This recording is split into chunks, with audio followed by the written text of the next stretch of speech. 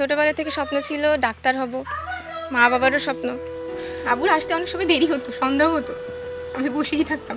আমি ছোটবেলায় ওরে অনেক কষ্ট করে এই পথে আনিছি। বেসরকারিভাবে পড়াতে 50 লাখ 60 লাখ টাকা লাগবে, আমি কোথায় পাবো? 50-60 লাখ টাকা আমার বিক্রি করলেও 50 টাকা বেরোবে না। আল্লাহ তুমি মেধাশক্তি দান করবো, আমার বাচ্চা ডাক্তারের কথা বলছি, সরকারি ডাক্তার হবে, আল্লাহ তুমি কবুল করে নিও। আমার নাম আরিফা আক্তার। আমি এবছর 23-24 শিক্ষাবর্ষে মেডিকেল ভর্তি পরীক্ষায় 1971তম হয়ে বরিশাল শেরেবাংলা মেডিকেল কলেজে পড়ার সুযোগ পাইছি। আল্লাহ তাআলার কাছে অসীম শুকরিয়া, আমার মা বাবার কাছে আমার অনেক কৃতজ্ঞতা। আবুর আসতে অনেক সময় দেরি হতো, সন্দেহ হতো, আমি বসেই থাকতাম। আপু সময় করে আসতো, তারপরে আবার আব্বুর সঙ্গে যেতাম। এভাবে করে প্রায় 2টা বছর কেটে গেছে। তারপরে ক্লাস 8-এ তো অনেক পড়াশোনা, অনেক ভালো ভালো টিচার দরকার। তারপরে সবাই কষ্ট হলেও এই শহরে এসেই থাকি। ক্লাস 8 থেকেই বাগেরহাটে, তারপরে এখানেই আসি।